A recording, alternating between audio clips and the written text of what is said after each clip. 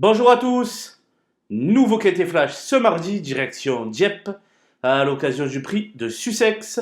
16 juments âgés de 4 ans et plus vont s'affronter dans ce handicap disputé sur la distance de 2200 mètres.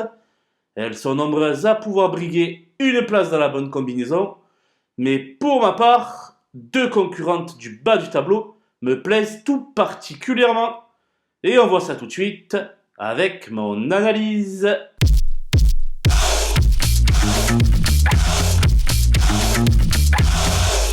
Les bases avec le 15 Rodena qui fait toutes ses courses et qui a sans aucun doute l'étoffe d'une lauréate à ce niveau. Pourquoi pas dès ce mardi.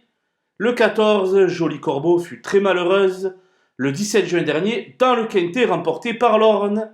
Bien placée en bas de tableau, elle devrait jouer les premiers rôles. Le 3 Looking at Me atteint désormais sa valeur plafond avec son succès du mois d'avril à Paris-Longchamp. Cependant, elle va évoluer bien fraîche et aura son lot de supporters.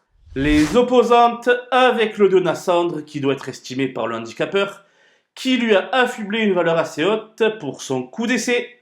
Cette fille de Le Havre est donc une possible révélation. Le 5 Saltflake vient d'effectuer une rentrée victorieuse à Aix-les-Bains. Si elle n'est pas victime du syndrome de la fameuse deuxième course après une longue absence, elle aura son mot à dire pour les places.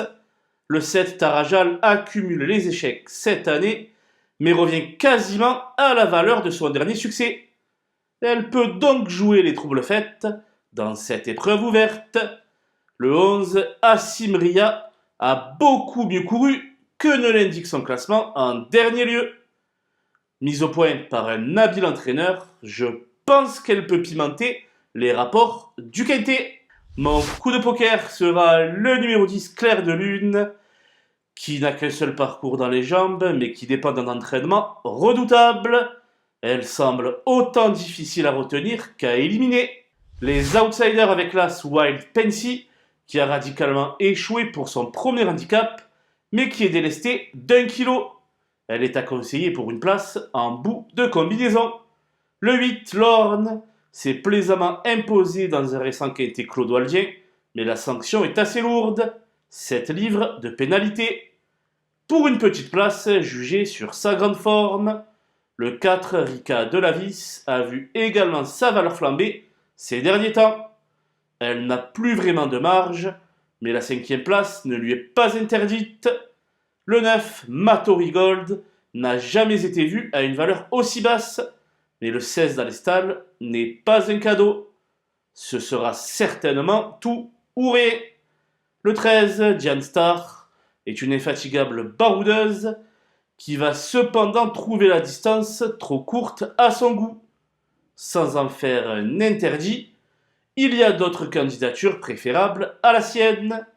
Le 12, Costa Edita reste également sur 2 victoires, mais doit désormais monter de catégorie. À première vue, je n'y crois guère. Je n'ai pas retenu le 6 Santorina trop intermittente et le 16 Genghis Gali en méforme totale. Voilà, nous avons passé en revue les 16 participantes de ce prix de Sussex. Je vous laisse avec ma sélection et mes conseils de jeu. Bon jeu à tous!